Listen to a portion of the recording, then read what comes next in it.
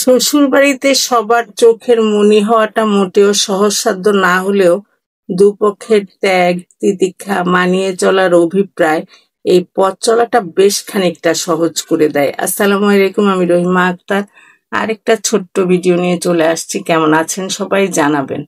অনেকদিন পরই ভিডিও করছি, ভয়েস দিতে কেমন যেন লাগছে। কি ভিডিও দিব, না আছে ভিউ, না আছে রিচ। যাই হোক, বারান্দা থেকে ঘুরে এসে নিজের জন্য পরোটা বানিয়ে নিলাম। পরোটা দিয়ে চা দিয়ে খাবো, আবার রান্নার প্রস্তুতিও নিচ্ছি। এখানে ডাল ভিজিয়ে দিলাম। আমি বেশিরভাগ সময়ই নাস্তা খেতে খেতেই আমি রান্না চুলায় চাপিয়ে দিই, কারণ আমি দুইটার মধ্যে আমার কাজ শেষ করতে পছন্দ করি। একদম শুরু থেকে, সংসার জীবনের শুরু থেকে এই পর্যন্ত এই রুটিনই আমার চলছে। অনেকের হয়তো এটা পছন্দ হয় না, অনেকে পছন্দ করে না। যাই হোক, আমার রুটিন, আমার স্বভাব তো আর চেঞ্জ করতে পারবো না।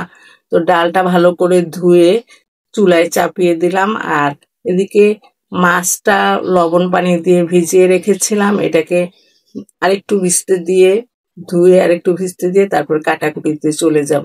ওই যে বলছিলাম যে শ্বশুর বাড়ি আর বাবার বাড়ি, অনেকে মনে করে যে শ্বশুর বাড়ি বাবার বাড়ির মতোই, বাবার বাড়িতে যা করতে পেরেছি শ্বশুর বাড়িতে তা করতে পারবো। এটা সম্পূর্ণ ভুল ধারণা।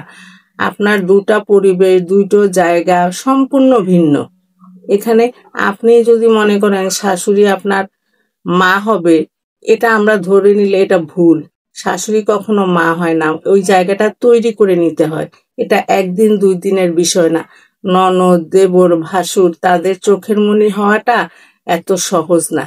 এই যে আমার ননদ, আমার তাড়াহুড়া রান্না আজকে এই কারণে, আমার ননদ দেশের বাইরে চলে যাচ্ছে ছোট ছেলের কাছে। 2 মাসের জন্য চলে যাচ্ছে, কিন্তু আমার কাছে এত খারাপ লাগছে। আমার মেয়ে একদিকে কান্না করছে ফুপির জন্য, আমি কান্না করছি, কারণ আমার স্বামী মারা যাওয়ার পরে ওরা আমাকে এমন ভাবে আগলে রেখেছে যে কি বলবো, ওদেরকে ছাড়া এখন আমি কোনো কিছুই চিন্তা করতে পারি না। ননদ চলে যাচ্ছে, মনে হচ্ছে যেন আমার একটা পাশ, একটা হাত আমার নাই নাই হয়ে যাচ্ছে। আমি বারবার বলছি, কান্না করছি। আমার ননদ বলছে যে তোমরা এমন করলে আমি কিভাবে যাব। তো এই জায়গাটা আসলে তৈরি হয়েছে কিভাবে, ওরাও আমাকে যেভাবে আগলে রেখেছে আমিও চেষ্টা করেছি। তো এই জায়গাটা আসলে একদিনে হয় নাই।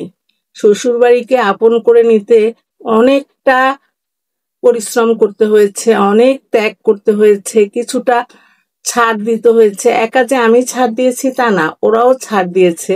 একটা পরিবার সুন্দর করতে হলে দুপক্ষকেই মানিয়ে নেওয়ার মানসিকতা থাকতে হয়। তা আজকের এই অবস্থানে জন্য অনেকটা পরিশ্রম করতে হয়েছে। আলহামদুলিল্লাহ, এখনো যে ওরা আমার খোঁজ খবর নেয়, আমার বাচ্চাদের খোঁজ খবর নেয়, এই জন্য আমি আল্লাহর কাছে লাখ লাখ শুক্রিয়া করি। এই যে আপনাদের সাথে কথা বলতে বলতে রান্না অলমোস্ট শেষই হয়ে গেছে। ননদের কথা বলতে বলতে, সবাই আমার ননদের জন্য দোয়া করবেন, আমাদের জন্য দোয়া করবেন। আমি দোয়া করি আমার ননদ যেন সহি সালামতে আবার দেশে ফিরে আসে। এখানে পটল দিয়ে, আলু দিয়ে মাছ রান্না করলাম, মুরগির মাংস রান্না করলাম, কাচকি মাছ রান্না করলাম, শুটকি ভুনা করলাম। যাই হোক, কোথাও যদি কোনো ভুল বলে থাকি ক্ষমা সুন্দর দৃষ্টিতে দেখবেন। এই যে দেখেন 12টা বাজে, আমার রান্না বান্না শেষ। এখন ঘরের কাজ করে ননদের বাসায় চলে যাব। ননদ বারবার ফোন দিচ্ছিল। কেমন হয়েছে ভিডিওটা জানাতে ভুলবেন না। ভালো লাগলে লাইক, কমেন্ট, শেয়ার করে পাশে থাকবেন। আপনারা সবাই ভালো থাকবেন। আপনাদের জন্য অনেক অনেক দোয়া ও ভালোবাসা। আল্লাহ হাফেজ।